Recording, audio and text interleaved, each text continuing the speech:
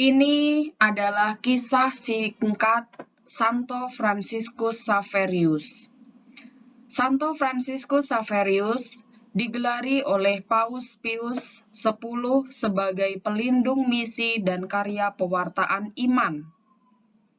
Ia adalah salah satu misionaris terbesar serta merupakan seorang perunding dan duta terbaik yang pernah ada. Santo Fransiskus Xaverius lahir pada 7 April 1506 di Spanyol.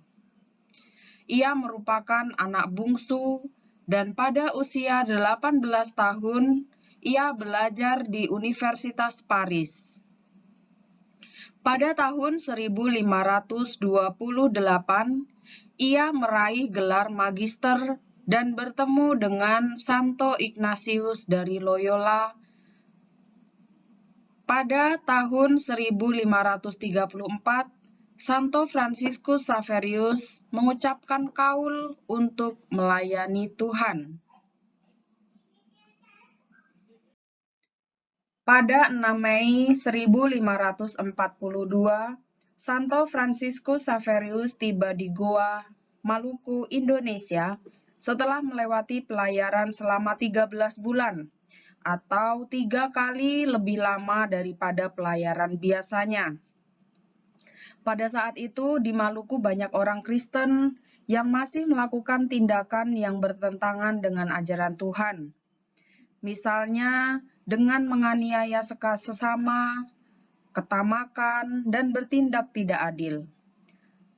Hal tersebut menjadi tantangan bagi Santo Fransiskus Xaverius untuk mengajarkan mengenai belas kasih. Santo Fransiskus Xaverius memulai misinya dengan mengajarkan prinsip-prinsip agama dan praktik kebajikan. Keramahan dan kelemah lembutan karakternya, serta perhatiannya yang penuh dengan kemurahan hati, ternyata sangat memikat banyak orang.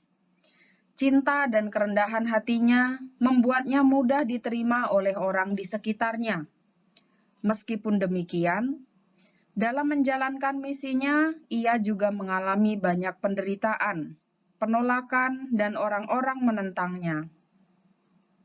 Ternyata, Tuhan melakukan banyak mukjizat penyembuhan melalui Santo Fransiskus Xaverius. Salah satunya di Malaka, ia membangkitkan seorang gadis yang sudah mati dan dikubur 3 hari.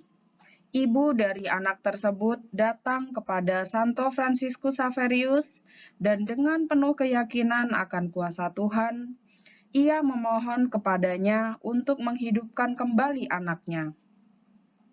Karena kagum dengan kekuatan iman ibu itu, maka Santo Fransiskus Xaverius menyuruhnya pergi ke kuburan anaknya.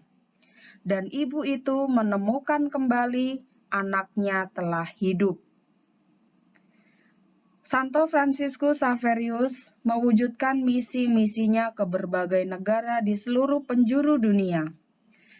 Pada 21 November 1552, ia sampai di Cina. Di sana ia terkena demam tinggi dan mengeluarkan darah. Namun ia tidak berhenti berdoa di tengah-tengah kejang dan mengigau. Akhirnya, pada Sabtu pagi 3 Desember 1552, Santo Fransiskus Xaverius meninggal dengan tenang dan penuh kedamaian. Ia meninggal pada usia 46 tahun. Lebih dari 10 minggu kemudian, kuburan dan peti mati Santo Fransiskus Xaverius dibuka.